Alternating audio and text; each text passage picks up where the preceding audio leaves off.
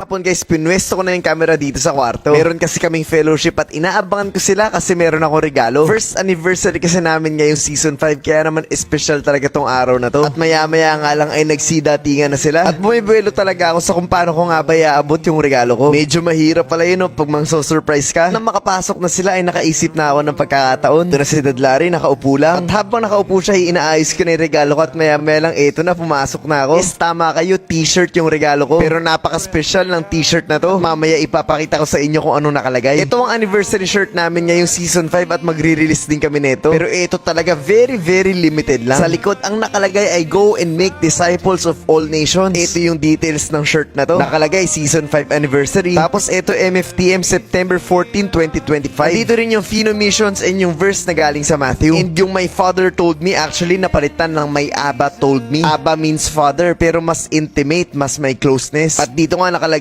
intimacy. Abba signifies a unique closeness and dependency like a child's trust in their parent. At sa paglalim ng bawat isa sa salita ng Diyos, napakaganda ng may Abba told me. Naiwan ka na ng eroplano na nakaraan, late ka na naman dito, Mark. Ikaw na lang tuloy yung walang t-shirt sa amin. Tignan mo lahat kami na may Abba told me, no? Pero hindi, syempre bibigyan kita. Guys, ang release date nito ay October 10. Unlike other designs, kapag ito na sold out, hindi na kami magre-restock. Kasi nga anniversary shirt siya and special to para sa amin. Pangan nyo na lang guys, on October 10, paunahan na lang. Papupulihan ka habang buhay.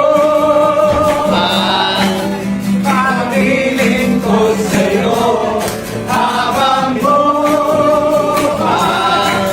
Pag-ibig ko sa'yo'y ialay.